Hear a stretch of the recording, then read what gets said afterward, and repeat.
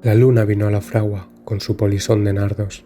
El niño la mira, el niño la está mirando. En el aire conmovido mueve la luna sus brazos y enseña lúbrica y pura sus senos de puro estaño. Huye luna, luna, luna, si vinieran los gitanos, harían de tu corazón collares y anillos blancos. Niño, déjame que baile. Cuando vengan los gitanos, te encontrarán sobre el yunque con los ojillos cerrados. Huye, luna, luna, luna, que ya siento sus caballos. Niño, déjame, no pises mi blancor almidonado. El jinete se acercaba, tocando el tambor del llano. Dentro de la fragua, el niño tiene los ojos cerrados. Por el olivar venían, bronce y sueño, los gitanos, las cabezas levantadas y los ojos entornados. Cómo canta la zumaya, ay, cómo canta el árbol. Por el cielo va la luna, con un niño de la mano. Dentro de la fragua lloran, dando gritos los gitanos. El aire la vela, el aire la está velando.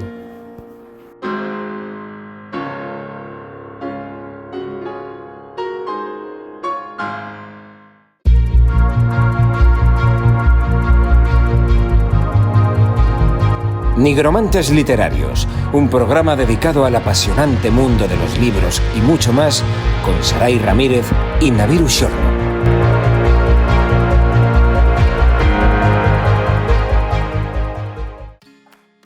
Hola guapérrimos, bienvenidos a otro programa de Nigromantes Literarios. Últimamente estamos muy involucrados con la literatura española y no es para menos, porque nuestro país ha dado grandes autores en diferentes etapas de la historia y hoy toca vivir la apasionante atmósfera de una España rebosante de cultura. Años 20, periodo de efervescencia intelectual y también artística, conocido como la generación del 27.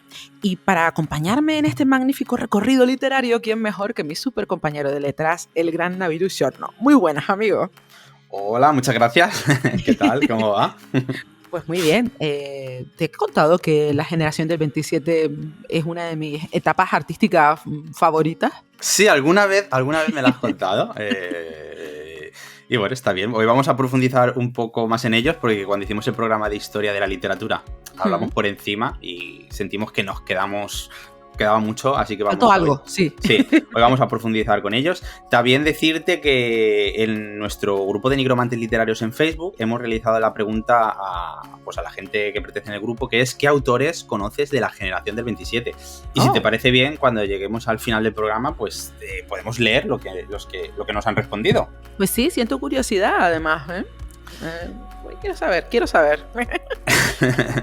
Bueno, pues si te parece bien, puedo hacer una pequeña introducción sobre lo que es la generación del 27 para la gente que esto no le suene, que lo haya estudiado en el colegio hace muchos años. Uh-huh. Y así pues para que estemos todos un poquito centrados. Vale. Pues bueno, la generación del 27 no es más que un grupo de poetas y escritores españoles que hicieron mucho ruido a partir de 1920. Y cuando digo ruido, me refiero a que dentro del panorama literario de la época pues resaltaban en contraposición con otros autores de la misma época, ¿vale? Para entendernos mejor, para entender mejor a este grupo hay que tener presente por qué se les llama así, por qué generación del 27.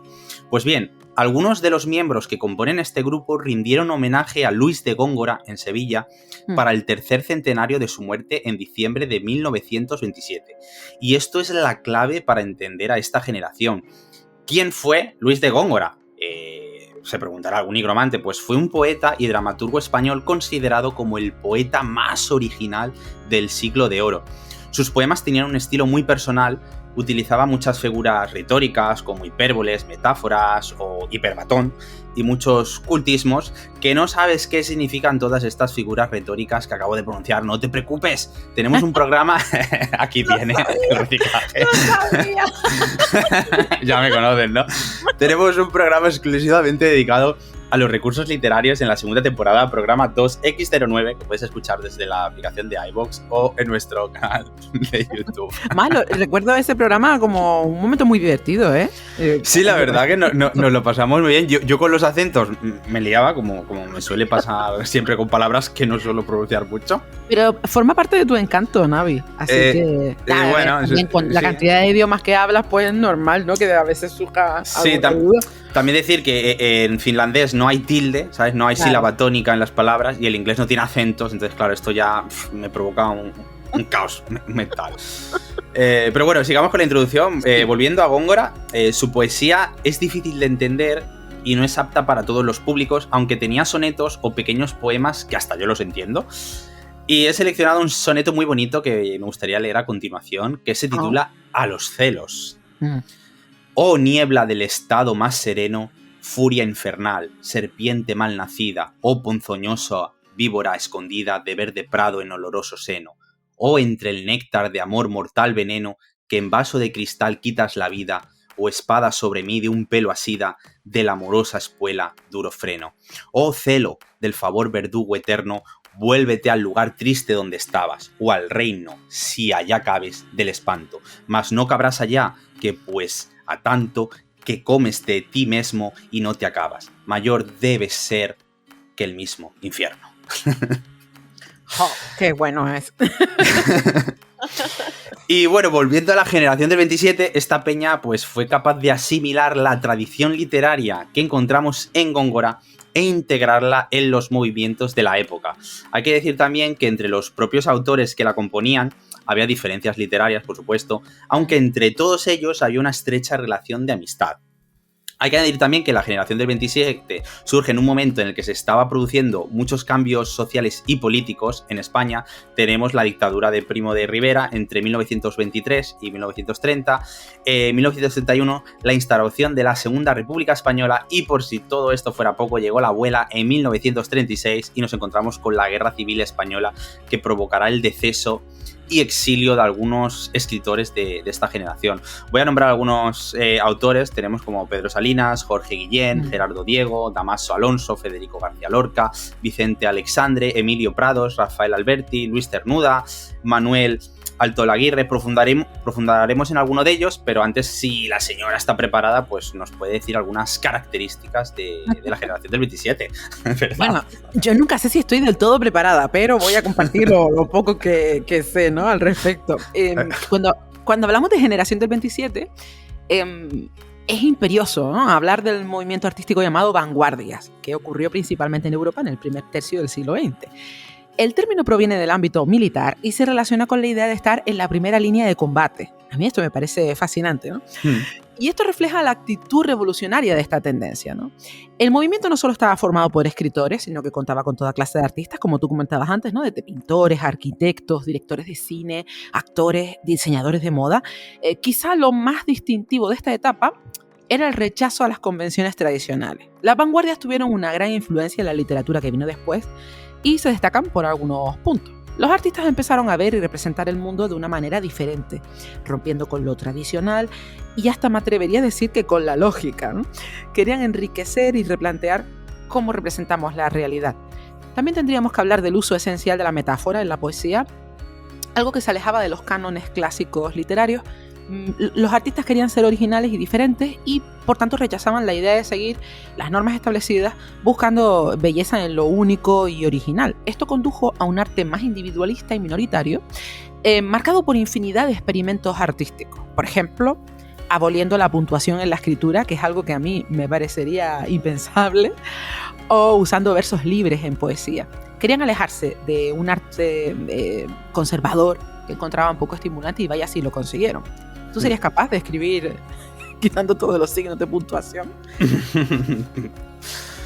Sí, pero lo haría como el culo. Un poco aposta, ¿no? Pero como ejercicio incómodo. Sí, hombre, claro, como ejercicio es muy incómodo. Bueno, pues Navi, si quieres, háblanos un poco de los temas y los estilos que se movían un poco más en el plano literario para ya centrarnos en Vale, en pues materia. bueno, pues los temas pues son muy variados. Tenemos de el amor y el deseo, y es que son muchos los poetas del 27 que exploran el amor en sus obras, pero no solo el amor romántico como tal, también el amor prohibido y pasional. Otro tema muy importante en esta generación es la guerra y la muerte. Dada la época en la que se fragua esta generación, tampoco es de extrañar estos temas, ¿no? La Guerra Civil Española, que dura 3 años, trajo la muerte de muchas familias españolas y se encuentra presente en los textos de esta generación. Vamos con un tema un poco más ameno, la naturaleza y lo trascendental. Y es que varios de los poetas de esta generación se inspiraron en la naturaleza y en la búsqueda de lo trascendental, explorando temas relacionados con la espiritualidad y hasta con la conexión con el propio universo.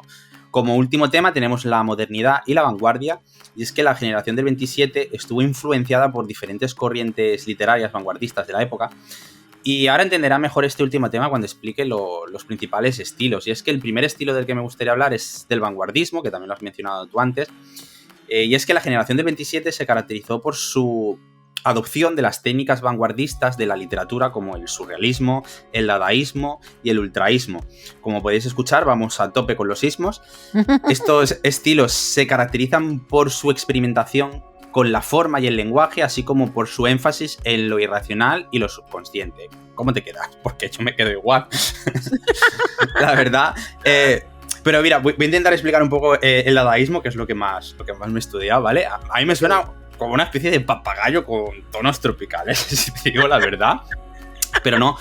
Fue un movimiento artístico y cultural que surgió en el contexto de la Primera Guerra Mundial, específicamente en la ciudad de Zúrich, Suiza, en el año 1916. Y por lo tanto el dadaísmo podemos decir que es un movimiento vanguardista que se caracterizó por su espíritu de rebeldía y su rechazo a las convenciones establecidas y su búsqueda pues de nuevas formas de expresión artística. O sea, vamos, que los artistas dadaístas pues creían que la sociedad estaba corrompida, ¿no? Y que las formas tradicionales de arte y cultura habían perdido su sentido, y por lo que se valían de temas, pues, por ejemplo, como el humor absurdo para desafiar las normas, ¿no? Y provocar un poco las reacciones en el público. Entonces, claro, como he dicho, el dadaísmo forma parte del vanguardismo, que es uno de los estilos literarios de la generación del 27, aunque encontramos muchos más estilos y muchos más sencillos de explicar, como son, por ejemplo, la poesía pura. Y es que la generación del 27 cuenta con muchos poetas que escriben una poesía con un estilo pues que busca la belleza y la musicalidad del lenguaje por encima de, digamos, de la narrativa o del contenido explícito.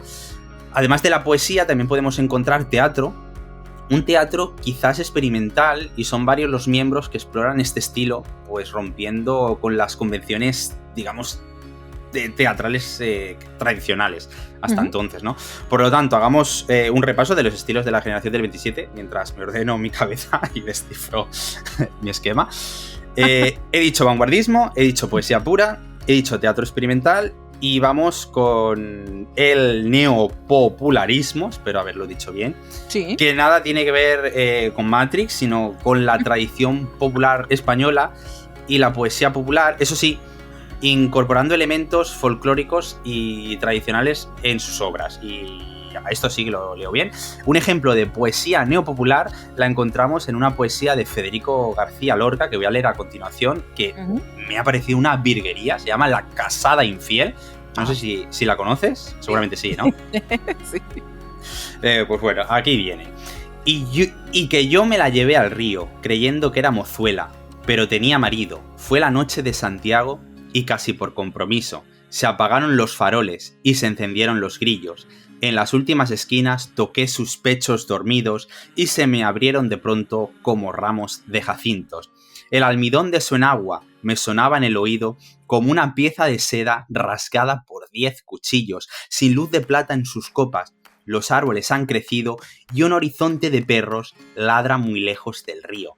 Pasadas las zarzamoras, los juncos y los espinos, bajo su mata de pelo hice un hoyo sobre el limo.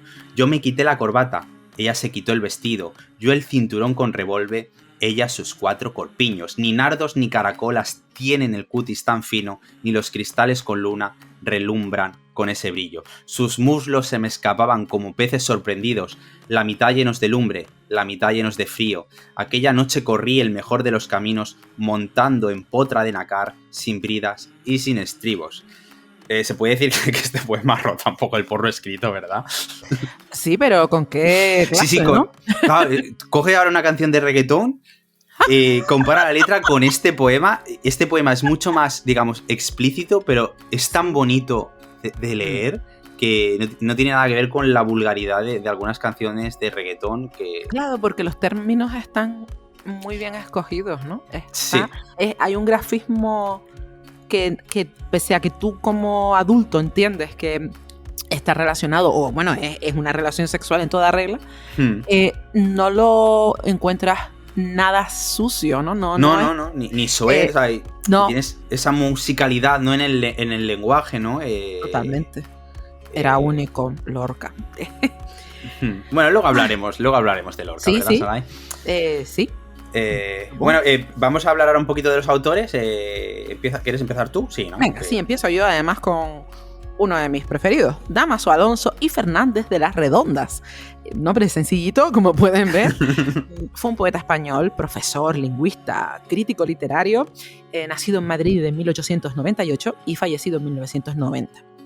En su juventud, Alonso decidió estudiar filosofía y letras y derecho también, por si fuera poco, en la Universidad de Madrid. Al mismo tiempo, complementó su formación en el Centro de Estudios Históricos y también participó en las actividades de la residencia de estudiantes, y ahí hizo amistad con jóvenes que se abrían camino en la literatura, jóvenes que luego se convirtieron, tal y como tú comentabas al principio, en grandes escritores. Entre sus amigos encontramos figuras grandes del arte español: García Lorca, Luis Buñuel, Rafael Alberti, Manuel Altolaguirre, Vicente Aleixandre, etcétera, etcétera, ¿no? A lo largo de su carrera enseñó lengua y literatura española en varias universidades, como la de Berlín, Cambridge, Oxford, la Universidad de Stanford en California, la Hunter College y Columbia en Nueva York, Leipzig. También enseñó en universidades españolas como Valencia, Barcelona, Madrid. Currículum impecable, ¿no? Además de su labor como docente, fue director de la Revista de Filología Española y de la colección Biblioteca Románica Hispánica de la editorial Gredos. También dirigió el Instituto Antonio de Nebrija del Consejo Superior de Investigaciones Científicas y contribuyó a publicaciones como la Revista de Occidente y Los Cuatro Vientos. ¿Cómo te quedas? Flipando, o sea. Es impresionante. Y la de cosas que me estoy dejando por no extenderme demasiado. He cogido un poco lo más increíble, ¿no? Lo más impresionante. Entrando en el terreno de la creación literaria, tendríamos que mencionar su realismo léxico, con obras de historia y crítica en el campo de la estilística, estudiando a los poetas clásicos españoles, y bueno, también la lírica de tipo popular, ¿no?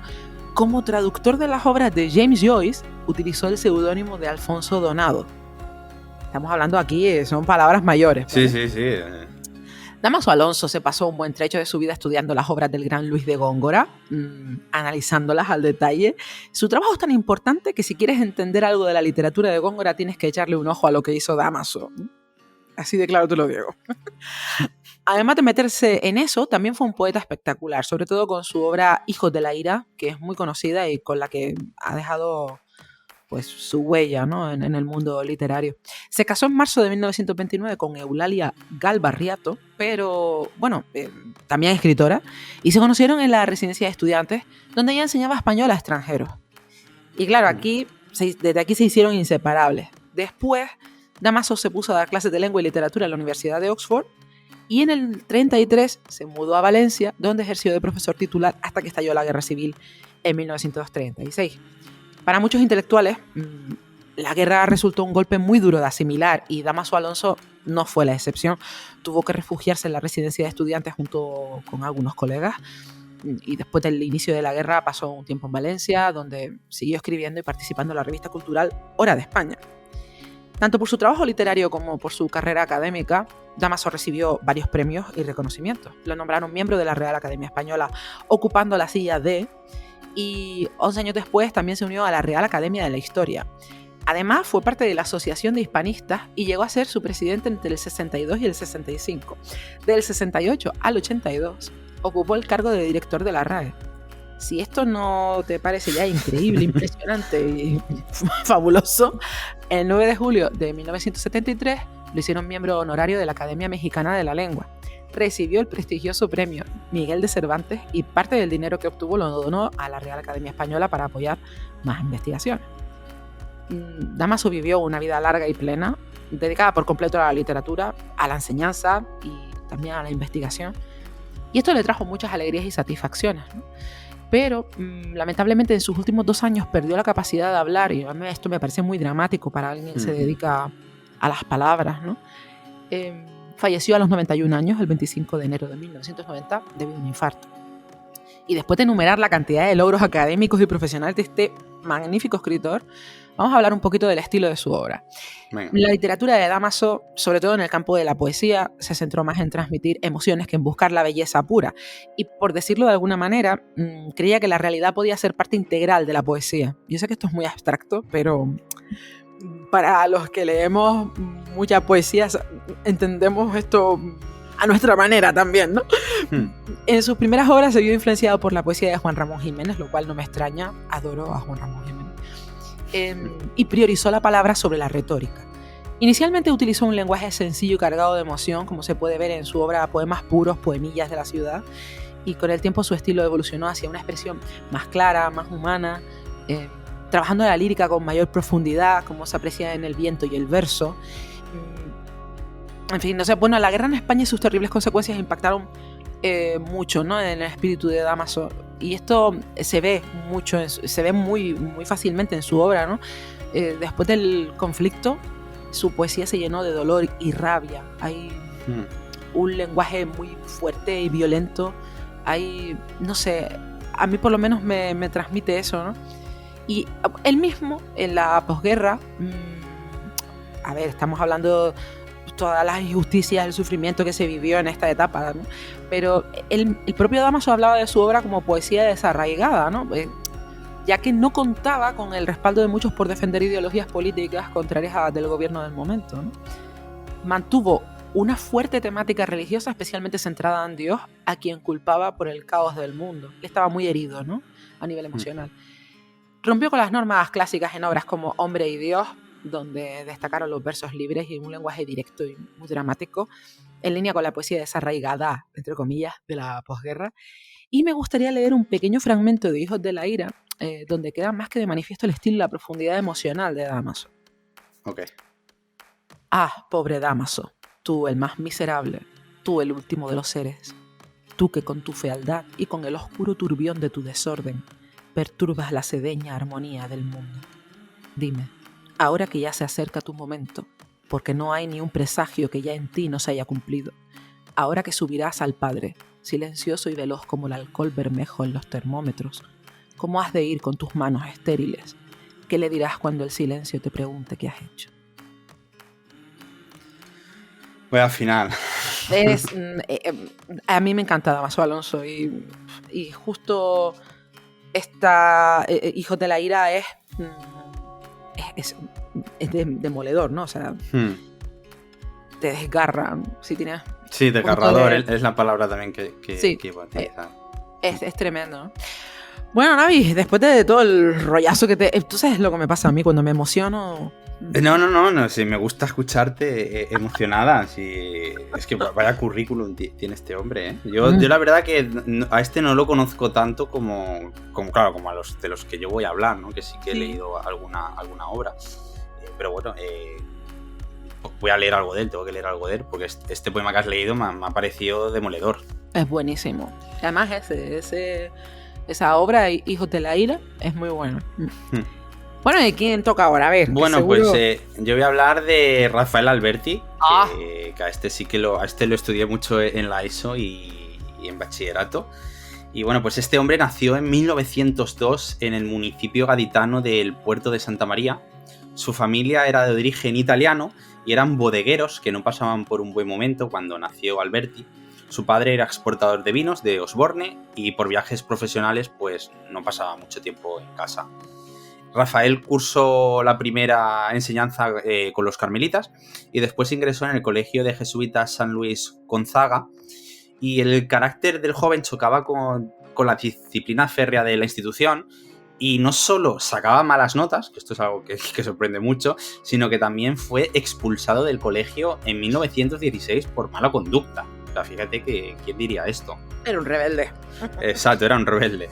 En el 17 se traslada a Madrid y Rafael pues se dedica a pintar, demostrando tener una gran capacidad estética para captar el vanguardismo de la época, que ya hemos dicho que era una de las corrientes, uno de los estilos de esos años, ¿no? Logra exponer algunas pinturas en el Salón de Otoño y en el Ateneo de Madrid. Luego tenemos que en 1920 es una fecha muy importante en su juventud porque su padre fallece y será delante del cuerpo de su padre, del cadáver, cuando Rafael escriba sus primeros versos. Imagínate si le impactó, ¿no? Sí, fíjate qué forma de expresar el dolor, ¿no? No sé, me parece, bueno, algo poético, ¿no? Porque creo que no viene ni que pintado de escribirlo. Es que es así. un lenguaje al final, es una manera de manifestar todas las emociones. Totalmente. Durante los próximos años, pues tenemos que Alberti sufrirá una dolencia en el pulmón derecho y se trasladará a la localidad segoviana San Rafael para respirar aires más puros, y allí escribirá Marinero, en tierra, un libro de poemas que lo llevará a lo más alto. Y es que Rafael Alberti es el primer poeta de la historia del mundo mundial de España en ganar el Premio Nacional de Poesía. Recibir este premio era lo más grande. En la actualidad se sigue celebrando y el ganador se embolsa 20.000 euros, por lo que, ojo, cuidado, que esto no es moco de pavo, ¿eh?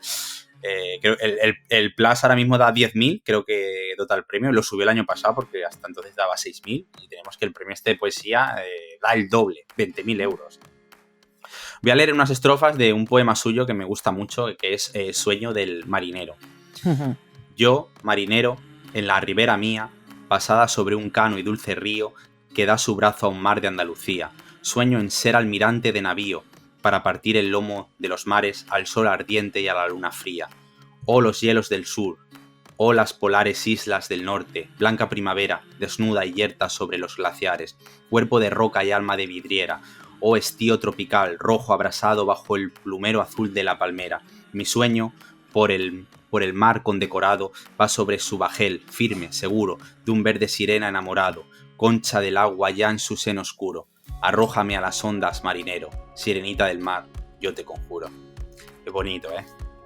Sí, además, Alberti escribe como probablemente pintaba, ¿no? Sí, porque sí, esa sensación. Uno también. tiene la sensación cuando lee estos poemas así de corte marino y demás. Son coloridos y tienen muchos adjetivos. El azul, sí. Lo ves claramente, ¿no? Yo, el año pasado, o hace 2 años, ya no lo recuerdo bien, creo que hace 2 años, me leí La Arboleda Perdida, que es como una especie de memorias escritas por el propio Alberti, donde cuenta que el sueño de su vida era ser pintor. Él realmente lo de la escritura fue algo que surgió, ¿no? También de forma espontánea, pero su verdadera pasión era pintar. Y eso sí. su amor por la pintura, ¿no? Y todo ese rencor que él tenía por no haber podido prosperar en esa rama.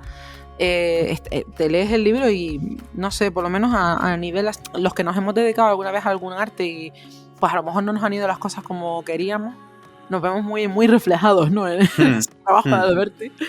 Pero bueno, sí, pues sí, lo que te comentaba, ¿no? Me parece que son como muy gráficos, ¿no? Los poemas de Alberti. Sí, no, y ahora que lo has dicho, es verdad que en su poesía juega mucho con los colores. Sí. Es como una forma de... Claro, cuando dice un color, tú te imaginas ya ese color, ¿no? Es una forma de darle al lector. No, pero es que incluso te podría decir el tipo de cuadro. O sea, son los típicos cuadros en los que ves barcas, donde ves todos los puertos andaluces, ¿no? Ese es un poco el... Sí, que hay un color predominante, digamos, en la paleta. Totalmente. Madre mía, bueno, pues Rafael Alberti, uno de los grandes. Bueno, espera, que me queda un poquito más. Ah, perdona. ¿Te emocionas? Fatal, lo mío. No pasa nada. Claro, podemos decir, para que yo intento resumir, ¿vale?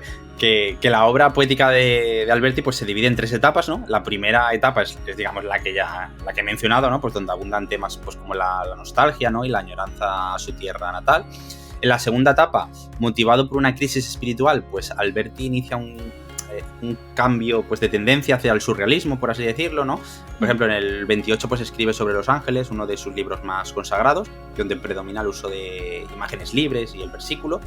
Y para entender la tercera etapa de su obra poética, pues hay que tener en cuenta el contexto histórico. Aquí vamos un poco a lo mismo que has explicado tú con el autor anterior, ¿no? Y es que, pues, la República, la Guerra Civil y el exilio, ¿no? Tras la derrota republicana, Alberti se va a vivir a París, pero allí le acabarán retirando el permiso de trabajo porque lo consideran un rojo, o sea, atención, lo consideran un comunista peligroso, y en 1940, ante la amenaza alemana, decide poner tierra de por medio, o un océano mejor dicho, y Alberti sube a bordo del Mendoza con rumbo a Buenos Aires. Por lo tanto, pues queridos nigromantes, en esta tercera etapa volvemos a encontrar nostalgia a la tierra, pero también hay poesía con tintes políticos, pues porque él está en el exilio, ¿no? Por culpa de esto, ¿no?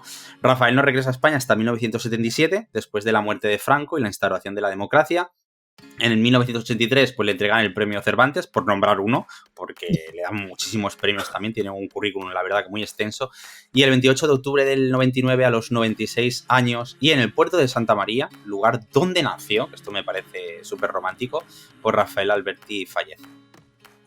Bueno, abrazamos el origen, ¿no? Sí, es muy curioso, ¿no? Mucha gente, en el ocaso de su vida, quiere volver a los inicios de su infancia.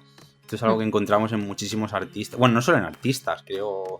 Por ejemplo, en mi abuelo. Él nació en la Sierra Norte de Sevilla. En la adolescencia se fue a vivir a Barcelona y cuando ya se jubiló, él quería volver a Andalucía, ¿no? Y creo que la añoranza esta de la juventud le pasa a mucha gente. Curioso cómo nos llaman las raíces, ¿no? Sí, totalmente. Bueno, Navi, a mí me parece que aquí está faltando un autor importante. Hombre, claro, aquí vamos a hablar ahora de uno de los autores más importantes de la generación del 27, ¿verdad? Sí, vas a hablar tú, ¿no? De Lorca, ¿te refieres? Sí. No, hombre, de Lorca hablas tú. No, yo tengo aquí No, Lorca, tú. Yo por lo menos no tengo a Lorca en mi... Pues yo tampoco tengo a Lorca, no me digas que no, estamos haciendo el programa y no vamos a hablar de Lorca. No, vamos a dejar a Lorca fuera, eso no puede ser. Mira, hacemos una cosa, llamo ahora mismo a Rafa por teléfono. Sí. Y como él sabe bastante de él, Ay, pues sí. ¿Vale? Así nos salva un poquillo el Vale, pellejo. venga, pues voy a llamarlo. Espero que me coja el teléfono. Vale.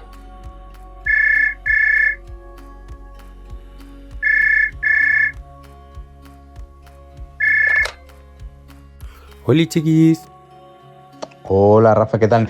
Mira, no te lo vas a creer, pero es que te estoy llamando desde Nigromantes. Estamos ahora mismo en directo, en el aire, y estamos hablando estamos haciendo un programa sobre la generación del 27. Y yo tengo aquí apuntado que Saray tenía que hablar de Federico García Lorca y ella tiene apuntado que tenía que hablar yo de Federico García Lorca. O sea, que ninguno ha hecho los deberes. Y entonces he pensado, voy a llamar a Rafa, que creo que él sabe mucho de Federico García Lorca, ¿verdad? Y a ver si nos puedes hacer una pequeña exposición hablando de él. Pues claro, sin problema. Ya sabéis que aquí está el colaborador más dicharachero de este podcast. Bueno, pues ni que decir tiene que Lorca es uno de nuestros mayores exponentes en cuanto a literatura. Conoció mundial, como diría la Veneno.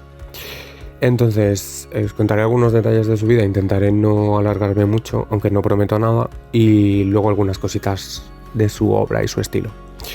Bueno, como todo el mundo sabe, nació en un pueblo de Granada, que fue lo que le dotó de ese amor por la tierra, que tanto se ve reflejado en sus obras. Es hijo de la segunda esposa de su padre, que fue la que le impulsó el amor por la literatura. Estudió 2 carreras, Filosofía y Letras y Derecho, y ya en esta etapa universitaria visitaba el Café Alameda, que era donde se hacía la tertulia de El Rinconcillo, donde iban los jóvenes intelectuales de la época. Fue en esta era también cuando él descubrió su vocación como escritor y escribió su primera y única obra en prosa, Impresiones y Paisajes, porque él antes de esto se presentaba realmente como músico.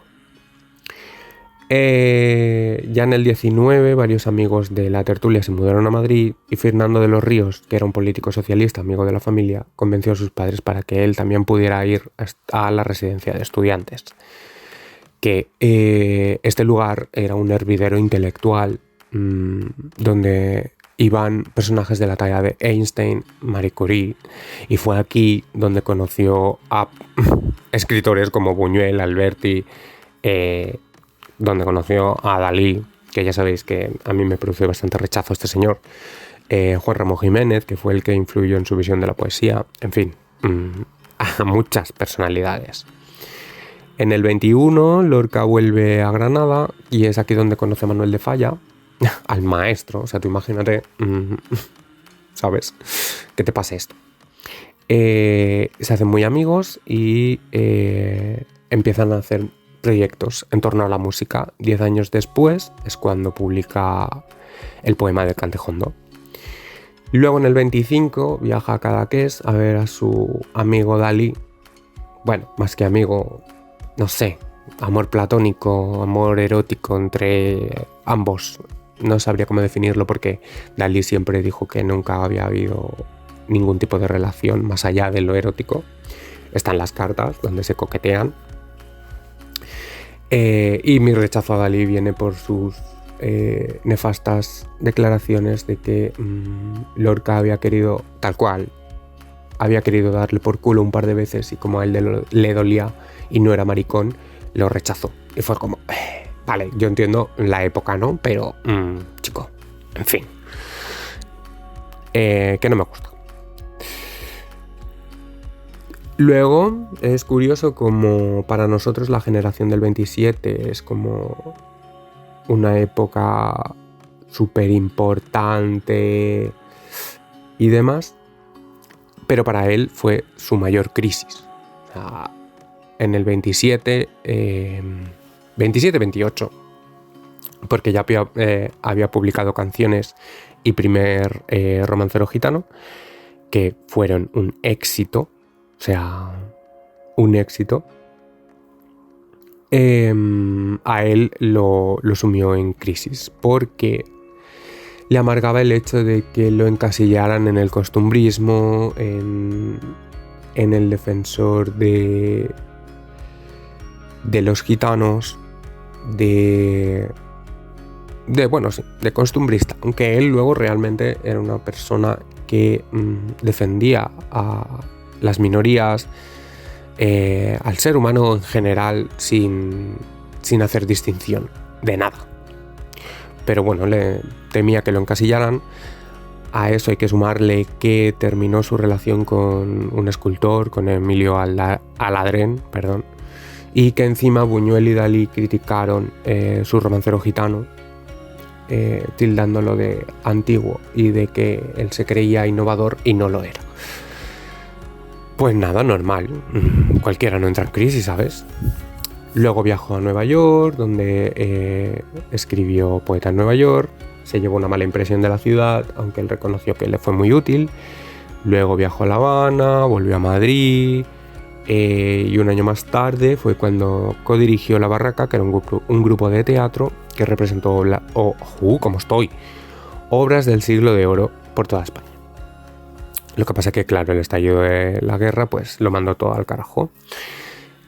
Algo curioso que me ha chocado bastante es que no fue hasta el año 33 que él viajó a Buenos Aires y tuvo un montón de proyectos y conoció a un montón de personalidades latinoamericanas. No fue hasta entonces que se hizo independiente económicamente. O sea, muy heavy, porque ya había trabajado en proyectos y ya tenía obras tochas. Pero la vida del artista. Fue ahí en ese viaje donde conoció, por ejemplo, a Neruda. O sea, no sé si íntimos amigos, pero tenían una muy buena amistad. En el 34 fue otro año de trabajo a tope. Fue donde terminó Yerma o La casa de Bernarda Alba, entre muchas otras obras. Y cuando la guerra estaba a punto de estallar, ya se le señaló como enemigo de la derecha por su relación con Fernando de los Ríos, político socialista, o Alberti, que era súper progresista, e incluso revistas antirrepublicanas ya lo acusaban de maricón en sus portadas, que él tampoco lo ocultó, pero bueno, cosas de los fachas. Y lo que decíamos, que él realmente no se casaba con nadie. O sea, de hecho, era muy amigo de Antonio Primo de Rivera, que era el fundador de La Falange. Como siempre he tenido esta conciencia social, cuando codirigía La Barraca firmó manifiestos antifascistas, colaboró con organizaciones como Socorro Rojo Internacional, que era una especie de Cruz Roja comunista. Entonces, bueno, pues cositas para poderle matar, básicamente. Luego buscó refugio en casa de su amigo Luis Rosales, que era un poeta, ya que los dos hermanos de este eran falangistas y supongo que le dio cierta confianza, pero bueno, ya sabemos que eso no le salvó, que la Guardia Civil montó un despliegue de la hostia, que ni el mayor de los narcos, surrealista todo. Y más surrealista aún, según algunos historiadores, se le acusaba de ser espía de los rusos, de comunicarse con ellos por radio, de haber sido secretario de Fernando de los Ríos, que es como... no sé, es que como no puedo entenderlo, no, ¿sabes? Y sobre todo, hombre, como no, de ser maricón. Y algo que a mi rechazo hacia este personaje le gusta creer es que, bueno, siempre se ha rumoreado que Dalí fue el delator de Lorca, aunque nunca se ha confirmado, pero bueno, como me produce tanta repugnancia, me gusta creer que sí fue. Y bueno, ya sabemos que su muerte ha sido, o sea, la fecha de su muerte siempre ha sido muy debatida, aunque ya se ha establecido que fue fusilado a las 4:45 de la madrugada del 18 de agosto. Y lo que me parece más triste es que su cuerpo siga desaparecido y enterrado en una fosa común, como el de tantos españoles, y que no se esté haciendo nada, y que lo de la memoria histórica no esté sirviendo para esto. Tampoco sé cómo está el tema, si ha avanzado más o no en cuanto a las fosas comunes, pero vamos, es que es súper triste y vergonzoso que aún haya en España personas negándose a esto. O sea, no es... Bueno, no voy a hacer reivindicación. Más tarde, años más tarde, se hizo público un informe policial, y lo he puesto porque para añadir más surrealismo a la historia, fechado del 9 de julio del 65, que corroboraba la ejecución de Lorca por las autoridades franquistas, porque siempre se hicieron los longuis, en plan, oh, no sabemos dónde está, ¿sabes? En plan, no, señores, lo habéis matado. Entonces, en el informe se le acusaba de socialista, como ya sabemos, amigo de Fernando de los Ríos, que pertenecía a la logia Alhambra, en el que adoptó el nombre simbólico de Homero. Ok. Y obviamente se le atribuía prácticas de homosexualismo y aberración. También se dice que él lo confesó todo, y en este informe no se especifica qué habría confesado, ¿sabes? O sea, surrealista. Y bueno, ahora si os parece, ya sé que llevo mucho rato hablando, pero esto va a ser más cortito. En cuanto a sus obras, bueno, ya es también conocido que el estilo de Lorca es todo un mundo, que de hecho se conoce como universo lorquiano, que lo principal que alimenta sus obras son las obsesiones, el amor, el deseo, la esterilidad, o sea, cuestiones que se centran sobre todo en la frustración que provoca esta obsesión. Sus obras están plagadas de simbolismos y usa muchísimo la luna, el agua, la sangre, el caballo, el toro, las hierbas y los metales. Son como sus elementos estrella, y realmente todos tienen en común o la muerte, o el erotismo, o la vida. Cada uno sus cosas, pero son como esos tres elementos que se simbolizan en lo mencionado. Para más de esto, las metáforas también tienen su propio estilo. De hecho, también se las conoce como metáforas lorquianas. Y son aquellas que se relacionan elementos súper opuestos de la realidad y transmiten efectos sensoriales entremezclados. O sea, es brutal como un escritor con su estilo puede llegar a crear algo, o no sé cómo decirlo y no me quiero enrollar, pero en plan, coño, que estás usando una metáfora a tu rollo, y al final, con el paso de los años, acaban llamándole a tus metáforas lorquianas, porque tienen X estilo. O sea, es para reflexionar. Evidentemente, en sus obras encontramos elementos tradicionales, aunque no era abusivo, o sea, no abusaba de ellos, no tenía un gran abanico de formas tradicionales, pero siempre está ese espíritu, ¿no? ese espíritu tradicional, costumbrista, en plan, la música, las situaciones, el ambiente, todo esto que inunda sus obras. Y luego sus obras de teatro, aparte de que destacan por ser las obras más importantes del siglo XX o de las obras más importantes, su teatro es poético, encara problemas existenciales, y sobre el lenguaje y su obra influyen Valle Inclán, Lope de Vega y Calderón de la Barca. Hola, otros 3 grandes. O sea, más grandiosidad aún si cabe. En su producción dramática pues tenemos farsas, comedias, tragedias y dramas, aunque él decía que de sus comedias eran... se me ha olvidado la palabra.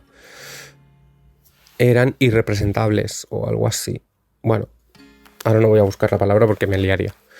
Pero bueno, que no eran fáciles. Entonces, en total de obras asciende a 9 libros de poemas, 12 obras de teatro y un libro en prosa.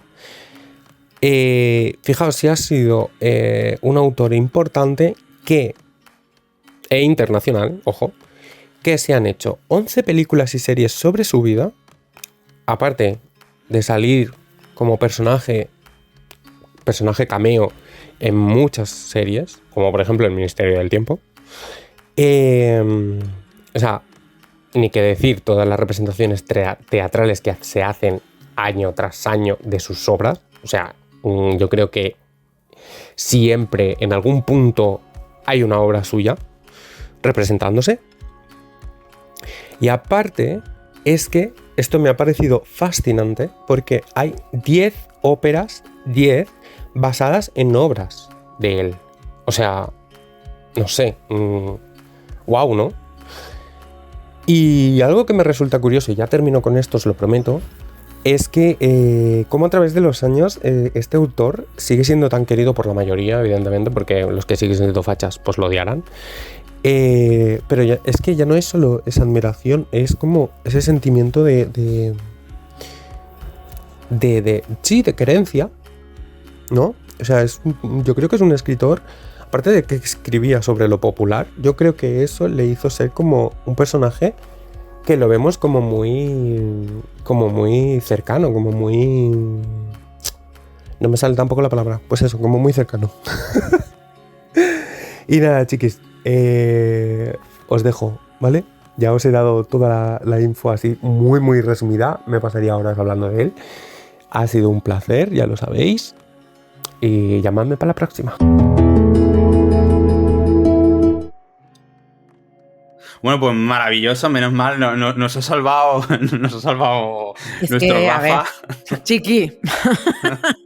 Muchas gracias, Rafa, y perdona que te hayamos llamado así de repente, pero es que... Sí, siempre lo metemos en marrones y a él le gusta un poco seguirnos el rollo. Así que estamos muy agradecidos. Gracias. Sí, Guaperrimo. Gracias, chiqui. Bueno, pues ahora vamos con otro autor, si te parece bien, Navi. Sí. Lorca es probablemente el autor más destacado de esta generación del 27, ¿no? Yo creo que Sí, todos en algún momento de nuestra vida hemos escuchado algo de García Lorca y también un poco su final, ¿no? Nos ha marcado a muchos, ¿no? Sí. Pero voy a hablarte de otro que también es muy, muy, muy importante de la literatura española, Vicente Aleixandre. Nació en Sevilla el 26 de abril de 1898 y falleció en Madrid el 14 de diciembre de 1984. Destacado poeta, miembro importante de la generación del 27, recibió el Premio Nobel de Literatura en 1977, también todo un honor, ¿no? Pasó su infancia entre Málaga y Madrid, estudió Derecho y Comercio y trabajó como profesor en la Escuela de Comercio de Madrid, donde se especializó en Derecho Mercantil. Curioso lo del derecho, ¿eh? Es algo que se repite en autores. La pasión de Vicente Aleixandre por la literatura, influenciada por su conexión con Dámaso Alonso, nos llevó a sumergirse en obras de renombrados poetas universales como Bécquer o Rubén Darío, otros grandes.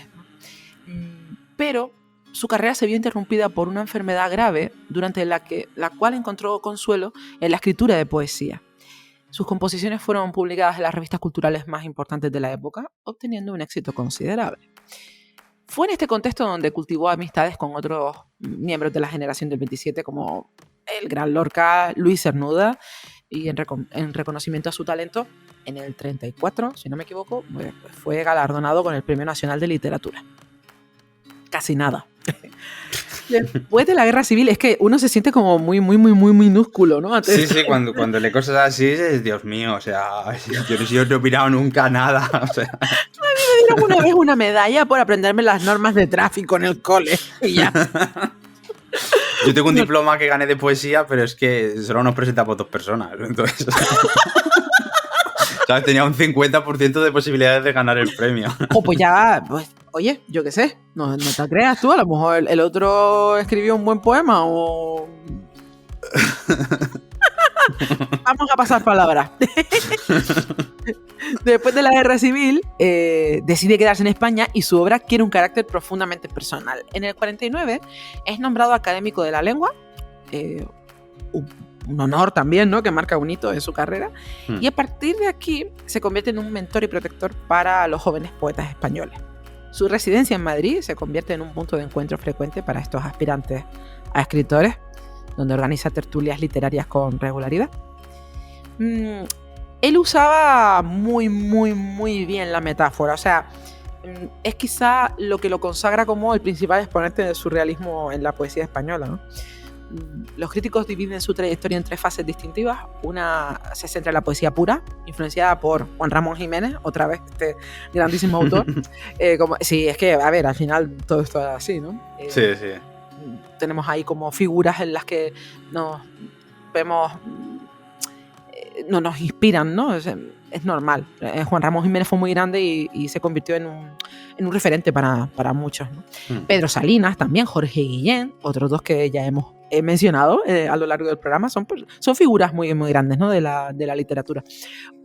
Hay una segunda etapa surrealista donde su imaginación desborda los límites de lo convencional, y una tercera fase caracterizada por una poesía más dirigida hacia lo humano, ¿no?, hacia la experiencia individual, y en el argot literario se le llama antropocéntrica, ¿vale? A mí me parece que es lo mejor de Aleixandre, esta fase, ¿no? En un momento trascendental de su carrera, en el año 77, cuando le dan el Premio Nobel de Literatura, de alguna manera es como que le han dado el Nobel a toda la generación del 27, ¿no? Así lo sintió él y así lo sintieron muchos coetáneos. Era como si todo el sufrimiento, todos los... porque, jolín, es que les tocó vivir también unas temporaditas un poquillo... Sí, turbia. Sí, muy complicadas, ¿no? Entonces esto fue como una inyección de... como un bálsamo, ¿no?, para curar también muchas heridas, ¿no? Además, ese mismo año recibe la condecoración de la Gran Cruz de Carlos III, y este es un reconocimiento muy prestigioso, que es, bueno, se supone que lo que valoran es la contribución a la literatura no solo española, sino también la mundial.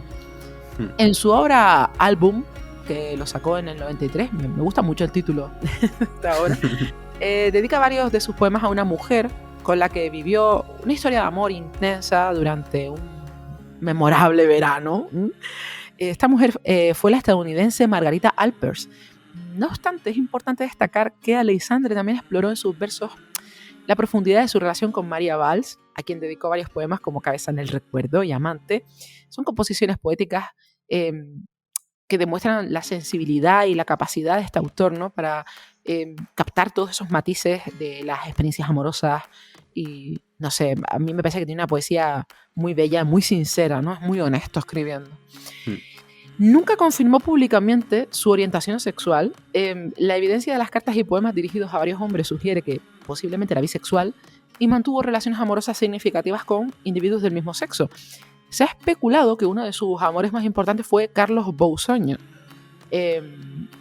Se supone, bueno, esto lo respalda la existencia de unas 60 cartas, más o menos, que han sobrevivido, ¿no? Y que, bueno, pues reflejan eso, una intimidad muy profunda que había, ¿no?, entre ambos.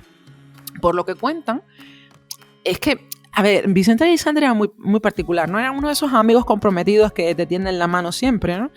Sí. Y por poner un ejemplo, acogió en su casa a una amiga, también poetisa, Carmen Conde, que estaba pasando por un momento muy difícil después de una separación, sobre todo porque comenzó una relación lésbica con Amanda Junquera. O sea, quiero decir que al final, pues, supongo que alguien que ha sentido eso en una época como esa es capaz de comprender la dificultad, ¿no?, que entrañaba, y más para una mujer, ¿no?, en ese momento.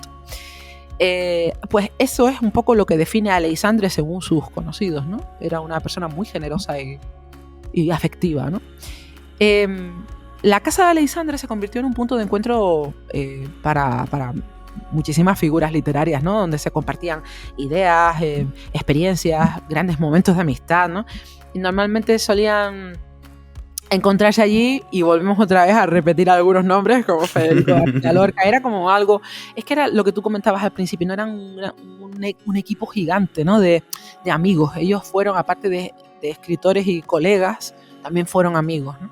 Pues bueno, Federico García Lorca, Miguel Hernández, que no terminó de pertenecer a la generación del 27 porque es algo del final. A mí me encanta Miguel Hernández, creo que es maravilloso.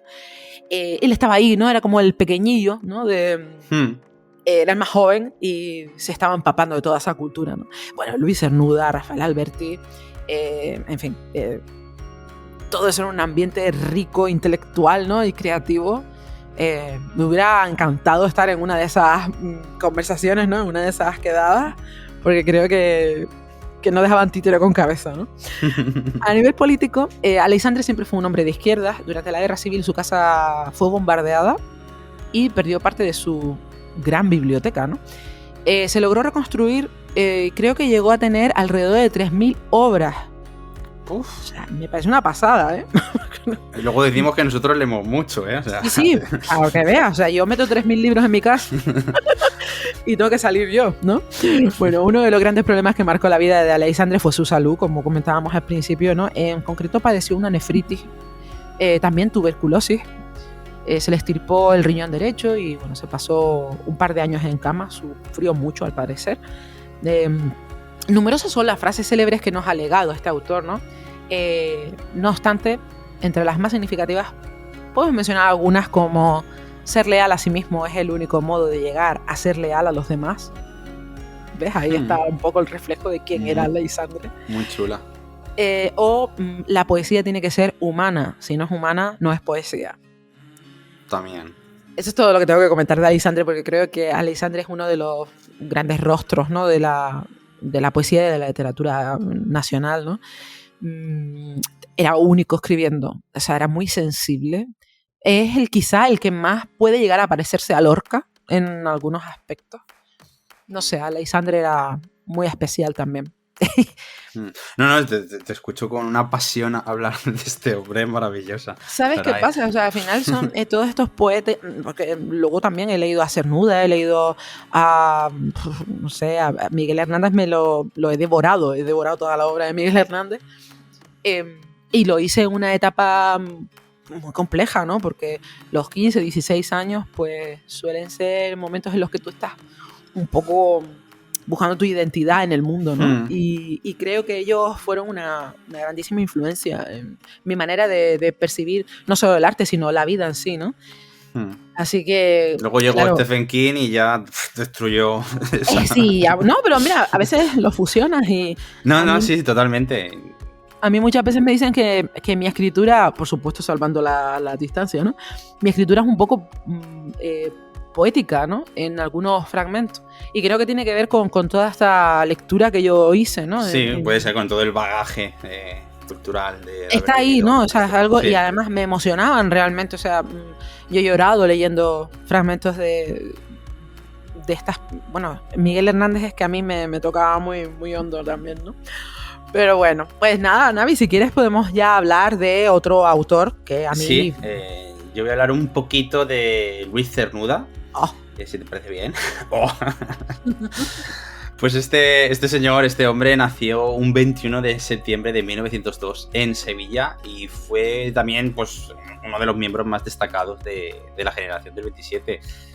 Cernuda pues, creció en el seno de una familia de clase media y desde joven pues mostró un gran interés por la literatura. Estudió en el Instituto de Enseñanza Media de Sevilla y más tarde se trasladó a Madrid para continuar sus estudios en la Universidad Central.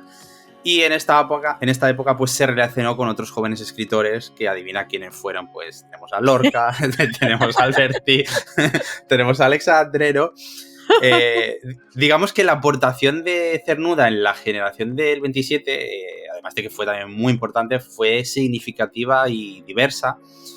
Porque, por ejemplo, su poesía pues, se caracterizó por una profunda exploración de temas como el amor, la soledad, la identidad y la búsqueda de la belleza en un mundo caótico y cambiante. Hay que tener en cuenta, pues, para entender todo esto, pues todo el contexto histórico, ¿no? que hay alrededor en aquel momento. Su estilo poético pues, evolucionó a lo largo de su carrera, desde una primera etapa pues, que podemos decir que fue surrealista y vanguardista, como pasa con otros autores, ¿no? Influenciada por la poesía de Lorca y también de Salvador Dalí.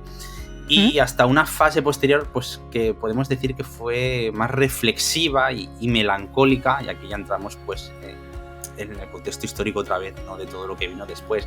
Por ejemplo, les traigo un fragmento de una de las poesías más conocidas de Cernuda, titulada Donde habite el olvido. Voy a leer solo unos versos.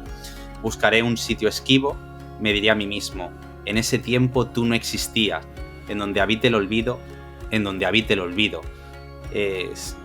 O sea, es que fíjate que pocos versos y qué todo cosa tan sencilla y qué impactante, ¿no? Lo que transmite, sí, es increíble.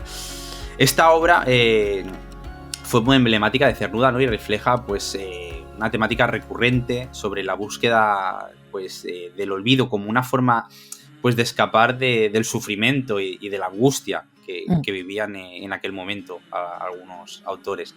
Es que era una realidad que sacudió mucho, ¿no? A nivel espiritual incluso, ¿no? No solamente el miedo físico real, ¿no? Por todo lo que estaba sucediendo, ¿no? A nivel social, pero es que a nivel emocional también, porque al final el no saber qué va a pasar, esa incertidumbre, todo eso genera emociones muy complicadas, ¿no? En las personas. Sí. Y creo que cuando eres artista al final buscas también esa liberación. Tu forma de expresar o de explotar, ¿no? En vez de ponerte a gritar, algunos pues lo hacemos algunos lo hacemos matando personajes y otros pues lo hacen versos. Con esa belleza de versos, ¿no? No, sí, totalmente. Cada uno al final tiene que buscar su forma de expresar lo que tiene en el interior. Y claro, si es de una forma, si es algo de una forma bella, que puede ayudar a los demás, pues totalmente. Mucho mejor. Bueno, pues para acabar con Cernuda, pues, ¿qué más puedo decir? Una de las principales contribuciones de Cernuda fue también, digamos, su capacidad para fusionar la tradición literaria española con las corrientes vanguardistas europeas, ¿no? Aquí, pues, volvemos un poco a lo de Góngora, porque se llama la generación del 27, ¿no? Su poesía, pues, también combinaba la musicalidad, como hacían otros autores, y la emotividad del modernismo con la experimentación formal y temática del surrealismo y el simbolismo. Por ejemplo, he seleccionado ahora un fragmento de Los placeres prohibidos para entender un poco lo que estoy diciendo, porque he dicho otra vez muchas palabras así un poco complicadas. Por ejemplo, tenemos: un oscuro rumor de sombras cubre la dulzura del mundo de ayer, y es que ya ha pasado como si nunca hubiera existido. Mi alma llora detrás de las flores, llora a lo largo de los caminos, y en silencio se esconde de mi lado para no asustar a los transeúntes. En este poema pues vemos que utiliza imágenes oníricas, ¿no? Y tiene una atmósfera melancólica, y aquí lo que está intentando expresar es, pues, digamos, la sensación de pérdida, por así decirlo. Tengo que añadir también, pues, que su obra se caracterizaba por un profundo lirismo y una intensa introspección psicológica, ¿no? Que le valieron el reconocimiento como uno de los grandes poetas líricos de la literatura española del siglo XX. Entre sus obras más destacadas, pues, tenemos desde La realidad y el deseo, 1936, Los placeres prohibidos, del 31, Donde habite el olvido, del 34, lo estoy leyendo desordenado, perdonad.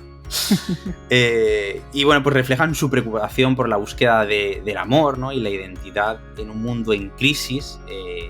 Recordemos que ahí estaba, pues, acabamos de salir de la dictadura de Primo de Rivera, la Segunda República, en el 36 empieza la Guerra Civil, ¿no? Y bueno, pues luego vendría Franco. Y nada, en resumen, pues Luis Cernuda fue fue un poeta excepcional, ¿no? Me gustan mucho sus poesías, la verdad. Y nos dejó el 5 de noviembre de 1963 en la Ciudad de México a los 61 años de edad. La causa exacta de su muerte fue un ataque al corazón y llevaba viviendo en México desde 1938. O sea, él en plena guerra civil se exilió de España y nunca pudo regresar por la dictadura de Franco, ¿no? Como sí que lo hizo, por ejemplo, Alberti, ¿no? Y esto, pues, bueno, es un capítulo un poco triste, ¿no? Si te paras a pensar lo que nunca pudo... Hemos acabado con un punto dramático, ¿no? Sí, la verdad que ahora está pensando, te digo que sí, porque, por ejemplo, hay algunos autores que sí que pudieron regresar a su tierra, sí que pudieron regresar a España, pero en el caso de este autor, pues no lo logró. Y encima murió de un ataque al corazón, ¿no? Que es así un poco como, ¿sabes? Tener el corazón roto, Sí. viviendo en el exilio. Sí, eso te iba a decir, ¿no? No deja de ser también, pues, bastante lírico, ¿no? Es una muerte... Sí, si lo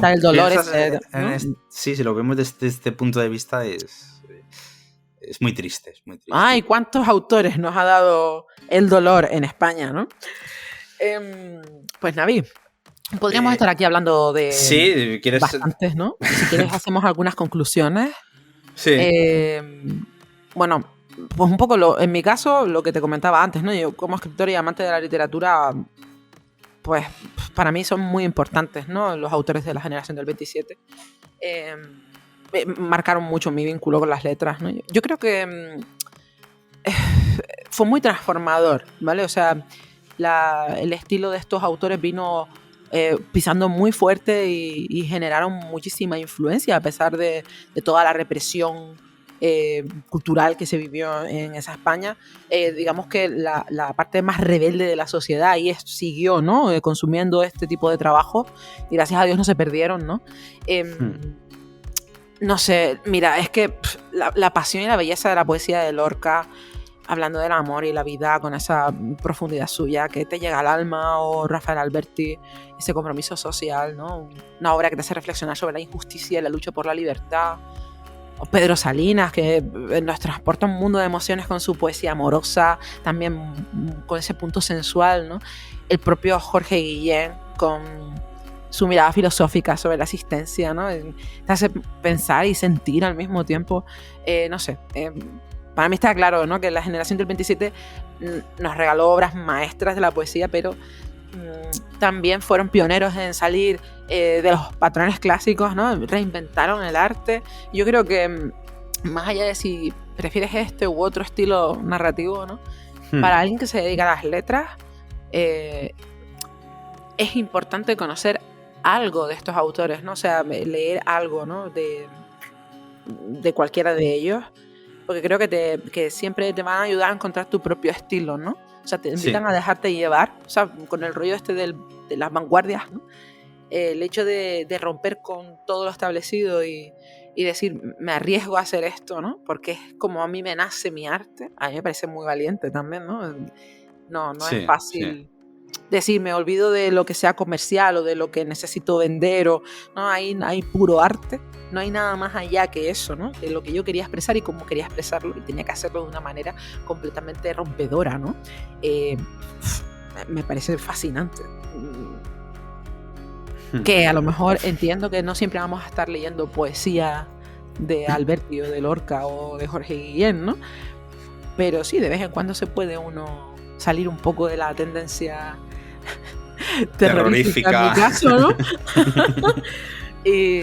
y pensar mucho, ¿no? Yo he pensado mucho gracias a esta gente. Luego ya perdí parte de mi cerebro y demás, pero ahora mismo guardo un grato recuerdo, ¿no? De estos autores. No sé, ahora me han entrado unas ganas de ponerme a leer poesía ahora mismo. Yo mientras paseaba a mi perra por el bosque, estaba pensando en las conclusiones que podía decir. Sí que es verdad que he leído muchos poemas para intentar seleccionar, digamos, los que más me transmitieran, ¿no? Sí. Y me he dado cuenta que la poesía es un poco como el vino.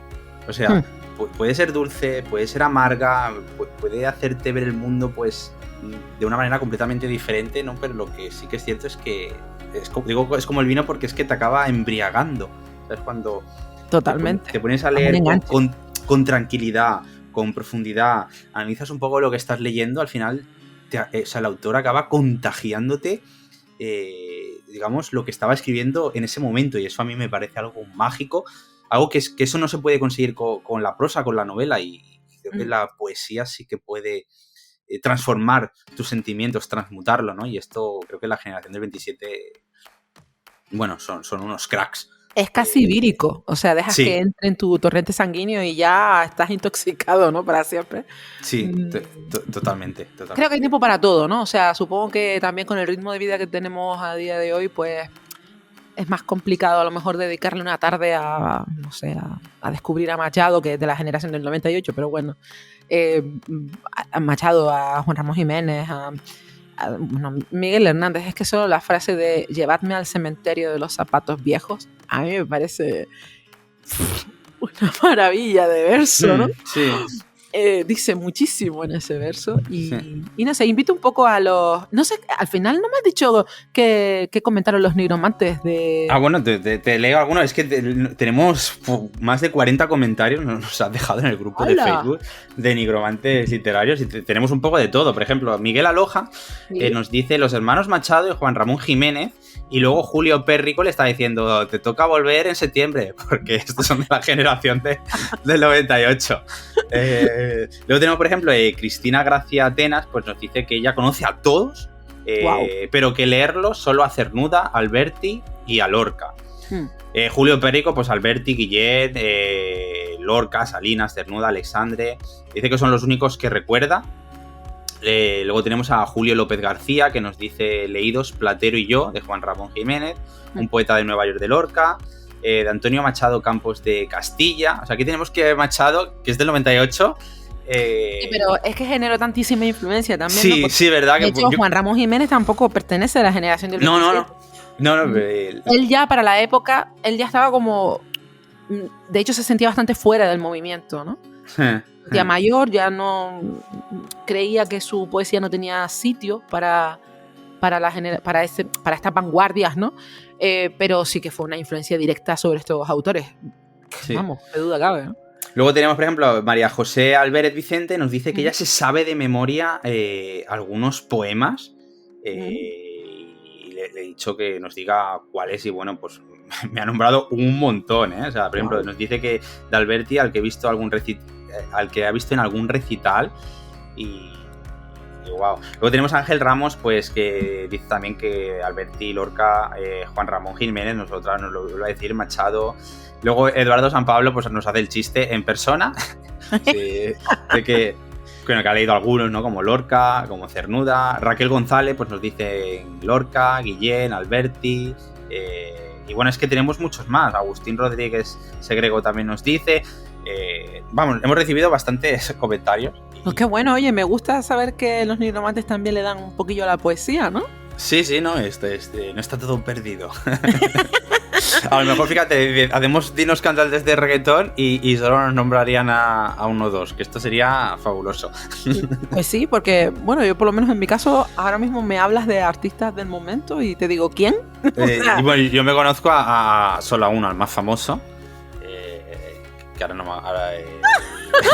el Bad Bunny, ¿no? Bad Bunny. Sí, no, pero bueno, es que este chico me parece que presentó algo en los Oscars también. Sí, bueno, lo último que... Una peli, ¿no? Puede ser. Lo último que leí que dijeron de este hombre es que era el nuevo Michael Jackson. Que ya apaga y vámonos. Sí, exacto, yo cuando leí este comentario digo, no quiero leer ni el artículo, porque... Lo único que me faltaba ya por oír, ¿vale? O sea, en fin, vamos a cambiar el tercio, que me pongo de muy mala leche. No, vale. ¿Qué tendremos en el próximo programa, Navi? Pues en el próximo programa les traemos recomendaciones. Vamos a traer 8 recomendaciones de autores autopublicados, que hemos alguna vez hablado de algún autopublicado, pero nunca les hemos dedicado un programa íntegro. Y creo que va a ser hora de traer aquí libros de conocidos, de amigos o de personas que no conocemos, pero que sí han triunfado mucho, nos han recomendado sus libros y los hemos terminado leyendo. Así que ya saben, en 2 semanas cojan papel y lápiz, post-its, Excel, porque se vienen recomendaciones. Bueno, estoy deseando que llegue el día, pero toca esperar, como tú dices. Y, en fin, guapérrimo. Hasta entonces, ya saben, lean mucho. Pero sobre todo, sean muy felices. ¡Bien! Me lo he escrito. Has escuchado Nigromantes Literarios. No te olvides de darle al like y suscribirte. Gracias.